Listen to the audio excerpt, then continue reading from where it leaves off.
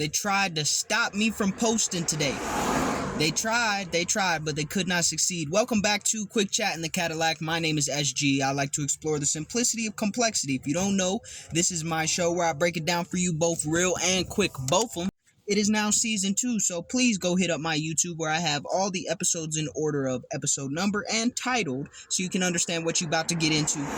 Also, you'll be able to see the playlists are organized by season as well. So go ahead and hit SG space Bubba space K on YouTube and you'll find the shit that's the recipe to get your life right, bitch.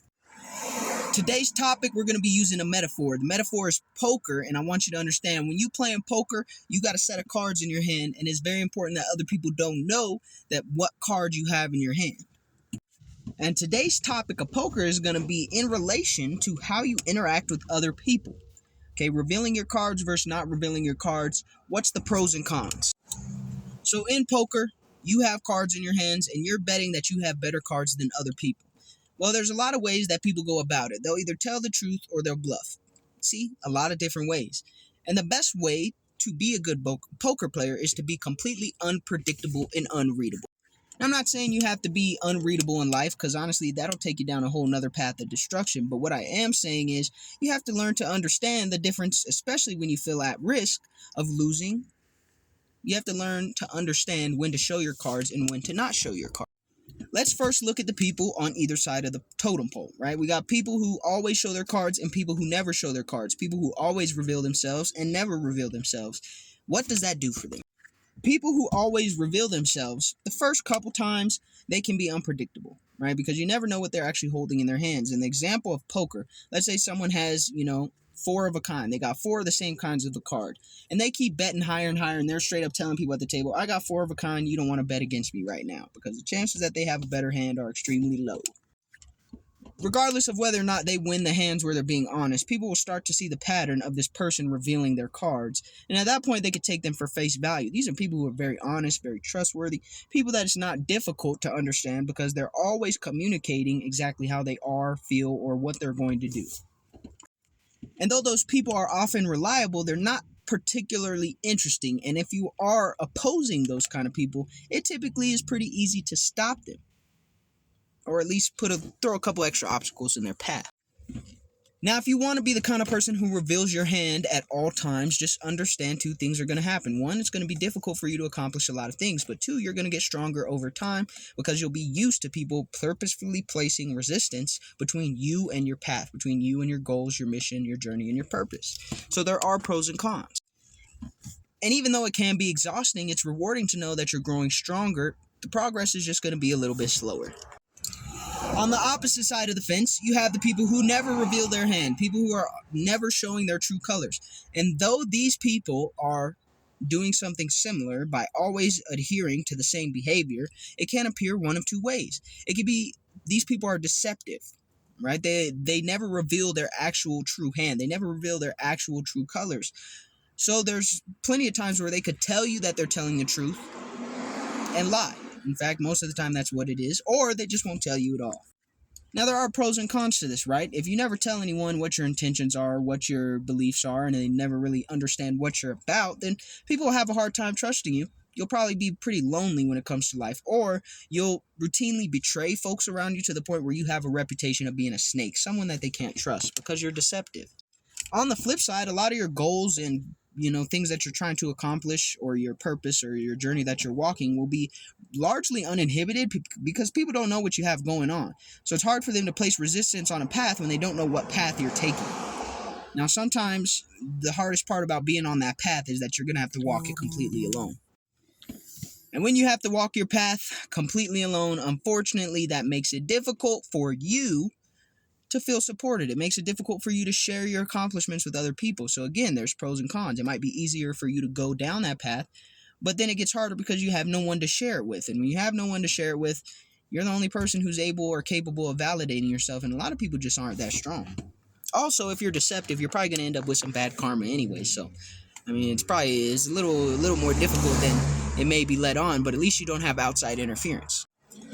ideally, where you want to lie is somewhere in the middle, where you're very relatively reliable, capable, and communicative, but also you're not always showing your cards. So in the instance where you do want to bluff, where you do want to say, I have this and I don't, or this is my intention and it's not, then it actually works because you're not always adhering to one behavior or another. And that's what makes a good poker player.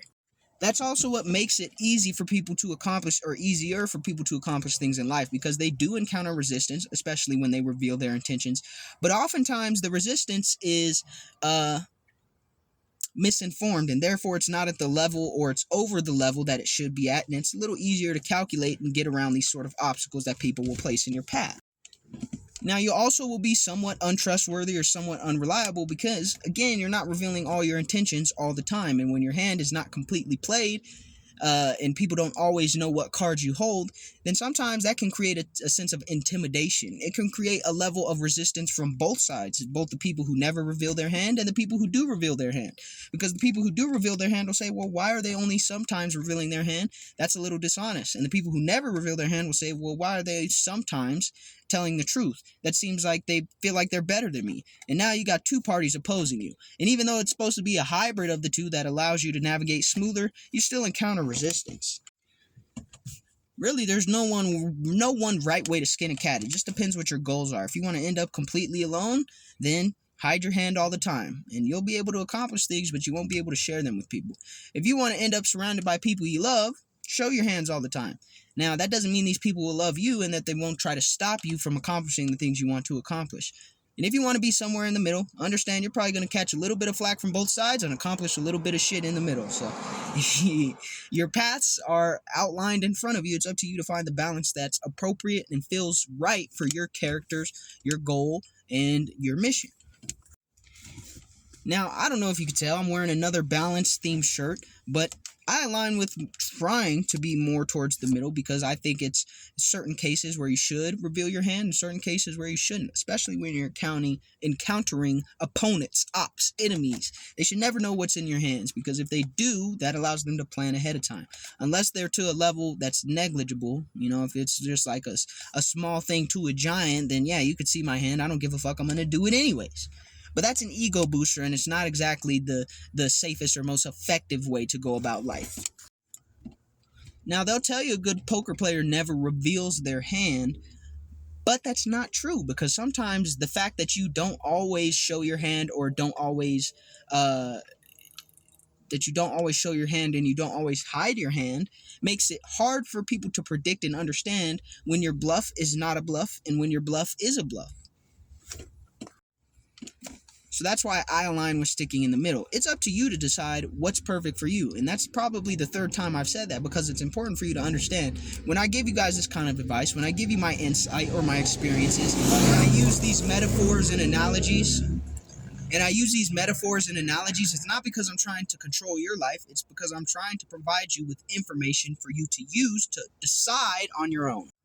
So think about your life like poker and understand that whenever there's other players at the table, you're going to encounter some form of resistance when you're trying to win the game, win the pot, or, make some money in poker. All right. Other people are playing too. Why wouldn't they want to win for themselves? But if you understand how different poker players operate, you can better understand, recognize patterns, and see when people are trustworthy or when you more or less you can see when it's time for you to hold them or when it's time for you to fold them. So, the truth of the matter is life is very nuanced and very complicated. The best way to go about it is to try to be as diverse and balanced as possible. And when you do that, you understand more, so you can process more. And when you can process more, you can predict more. And when you can predict more, you can be right more and head correctly, or more. You can be more correct about the direction that you're heading. That's pretty much all I got to say about that. So, learn how to play some poker. Peace.